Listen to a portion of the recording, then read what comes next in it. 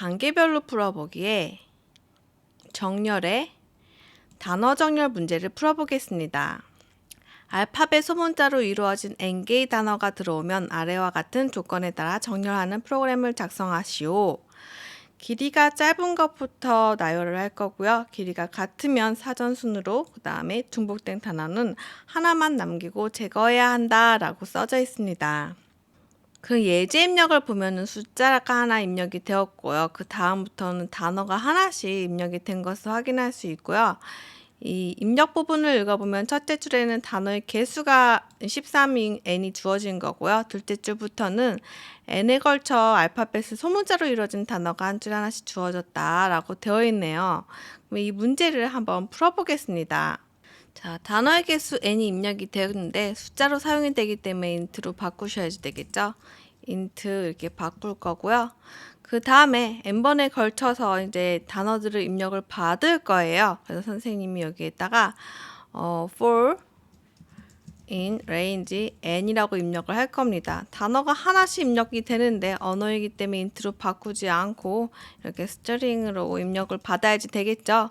선생님이 얘를 모아놔야지 되는 건데 문제 잘 기억을 하시나요? 중복된 단어도 있다고 했습니다. 하지만 중복된 단어들은 어떻게 된다고 했죠? 하나만 남기고 출력을 해야지 된다고 했기 때문에 선생님이 얘네들을 중복되지 않게 하는 방법이 여러 개가 있죠. 리스트에서 이번엔 그냥 리스트를 사용을 하겠습니다.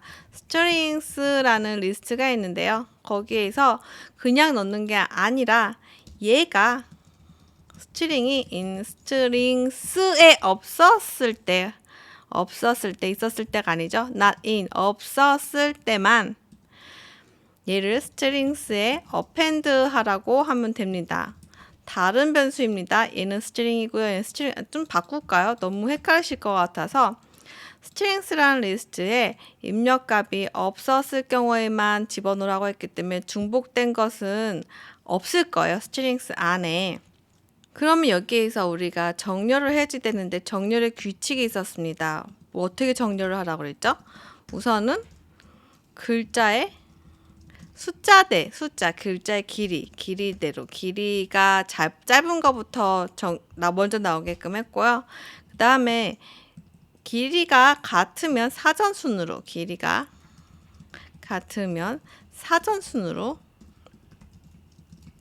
우선 길이를 기준으로 정렬을 하고요. 그 다음에 사전순으로 정렬을 하라고 되어 있잖아요.